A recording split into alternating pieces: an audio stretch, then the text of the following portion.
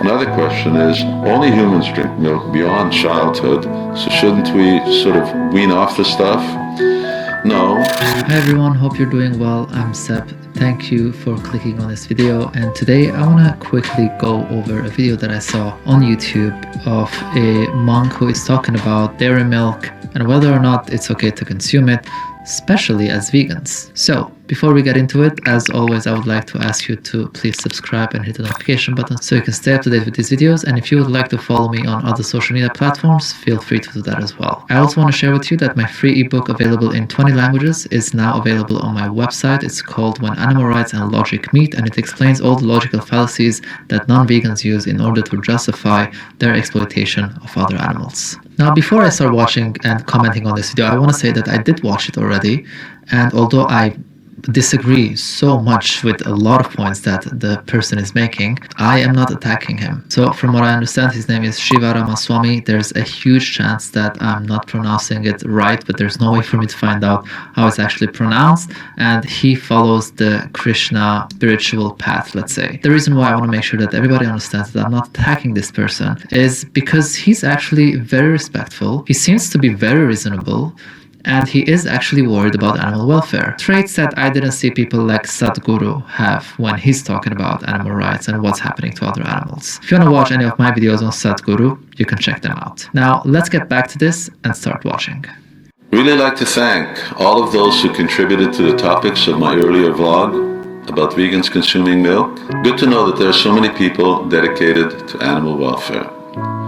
And before responding to some of the trending comments, let me just shine a little light on where I'm coming from. I'm a celibate monk from a 5,000-year-old Krishna tradition in which cows and humans have a symbiotic relationship.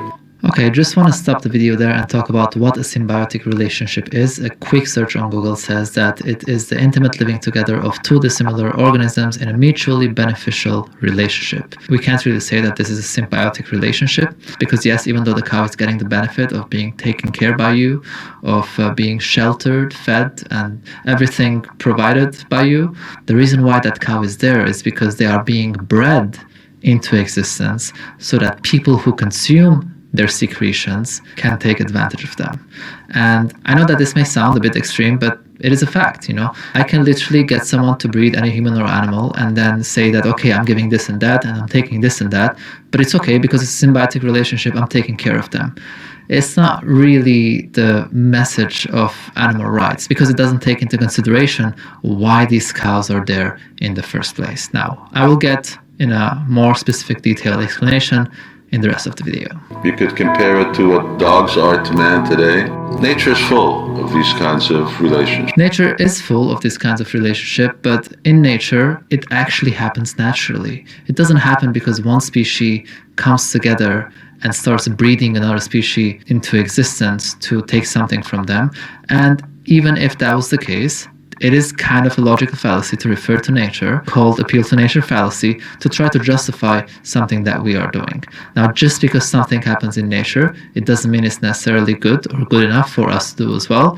And of course, I'm not saying that the symbiotic relationship of other animals in nature is harmful, but in this case, when we live already in a world where animal is seen as resources, it definitely is harmful, in my opinion. I've been living on farms and ashrams that care for cows and bulls for almost 40 years, so I have some experience. And in our tradition, the cow's considered like our mother, the bull is like our father, and milking is done by hand and animals are cared for life. Interestingly, okay, I mean, although I don't agree with the milking, I can obviously say that these places exist where cows and bulls are really taken care of, and I'm happy that they exist, but let's continue. Interestingly, in Hungary, we've managed to pass a law in Parliament that makes our herd religious paraphernalia, and so it's protected as church property. And we also have permission for our own cow cemetery, which is quite a rare thing. As I mentioned before, I don't consume any dairy unless its source is compatible to what we have in Krishna Valley. Blood milk from the commercial industry, it's not for me. But I travel a lot.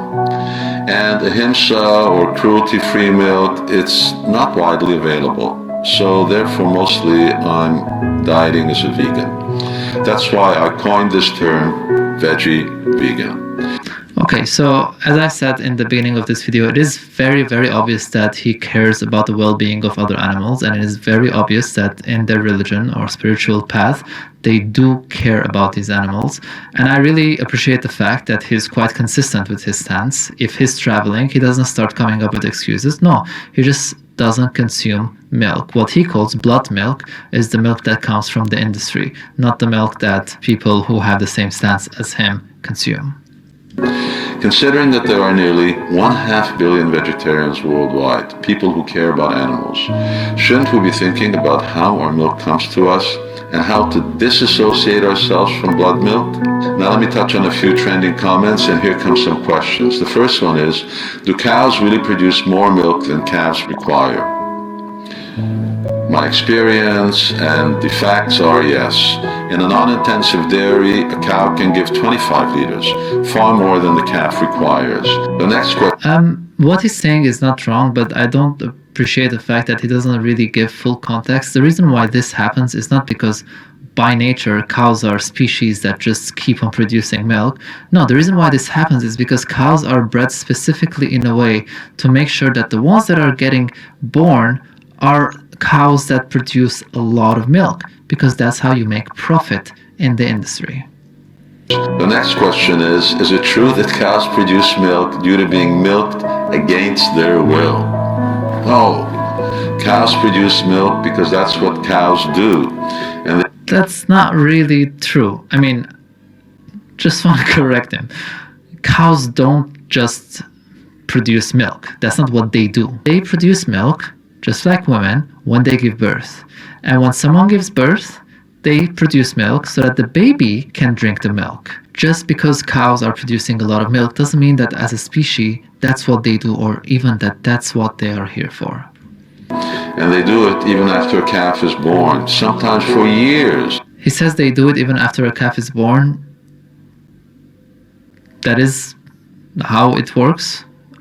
Maybe he didn't explain himself well, but of course they're going to do it after the calf is born, because that's when the calf needs the milk. But I'm pretty sure that he didn't mean it that way. He meant that after the calf has grown to a certain age. Years, if they're happy and unstressed. But yeah, I mean, they can produce for years if they're happy and unstressed, but so can human mothers. And I have seen a lot of examples of 2 to 3 year old kids still breastfeeding from their mothers. Just because that is happening doesn't mean that we should start exploiting them for that milk. And don't get me wrong, exploiting doesn't necessarily involve cruelty. It's more the idea of seeing another being as a resource for you. But a cow with a full udder that's not milk is in great discomfort, is in stress. So yes, cows who have full udders are in great discomfort, but the problem here is not the fact that they have full udders, it's the fact that we are breeding them into existence in order to do that, and while we're doing that, they are in discomfort. So to milk them because they are in discomfort is like cutting the branches instead of taking the roots out of a tree. You're not really addressing the problem, which is breeding these cows into existence in order to consume their secretions. For me, milk is a miracle food. You can't count its many byproducts. It contains primary vitamins and proteins, as is so many medically beneficial properties. Milk can have some medically beneficial properties, and it does have vitamins and minerals, but so do whole plant foods, all right? So do grains, so do greens and veggies and fruits, and you can get all the nutrients that is available in milk from plant-based foods. Just because milk has some nutrients and vitamins that are good doesn't necessarily mean that it's made for us to consume. Other animals also need these nutrients, and that is why it has them. So it's not really an ideal food. It also has cholesterol, which is not good for the human health, especially if you have a high cholesterol, which may lead to heart disease, the #1 killer of human beings. However, obviously, if you drink it in moderation, even though you'd still be exploiting a cow, it doesn't necessarily mean you're going to have a heart attack out of nowhere. Properties. Another question is, only humans drink milk beyond childhood, so shouldn't we sort of wean off the stuff? No, As we all know, humans are quite a different species. We do a lot of things animals don't do. We communicate on social media, for example. But I think like this point is quite deceptive because he's basically saying, yeah, humans are the only animals who continue drinking breast milk after they're adults. But you know, humans also use cameras and phones and things like that. Like, that's not really the point. The point is that it is not natural for us to stop drinking the breast milk of our own mothers and start drinking the breast milk of another animal's mother. And someone can say, well, it is also not natural to use a smartphone. Yes, but you're not using them for the same reason. One is practicality, and the other one is, in your opinion, nutrition. And that nutrition can come from somewhere else. But birds, cats, dogs, even snakes will drink milk whenever they can. And they're pretty connected to nature. Now here's the main question. Did we ask the cows if we could take their milk? Many of you have asked that. A child is born into a social setting without a choice and is raised according to parents' values without their asking babies their permission. But as long as social and family values and lifestyles are not abusive, as long as they result in healthy, productive young adults, the absence of a baby's initial consent is not a consideration. Humans... Okay, so I kind of see where he's coming from, but I still have to disagree because to begin with, you would never do to human babies what we do to cows. And I'm not talking about milking them, of course. I'm talking about the idea of breeding them into existence to use them as resources. So if a human being does not have the emotional or mental or, let's say, intellectual capacity to give consent, then we can just take advantage of them and use them and then say, but we're taking care of them and it's not abusive. No, it doesn't matter if it's abusive or not, because it is wrong to use someone else as a resource, regardless of whether or not they can consent. In fact, if they cannot consent, that's even worse because you're taking advantage of the fact that they cannot consent. Humans have a right to maintain and utilize dairy cows and working bulls, so long as they are not abused or slaughtered. And especially when cows and bulls display behavior, yes, they display behavior that shows their consent with the milk they give and the work they do. So he's been quite honest and open about everything he shared. He gave examples, but he didn't really give any examples that cows display of how even cows display behavior of giving consent to being milked.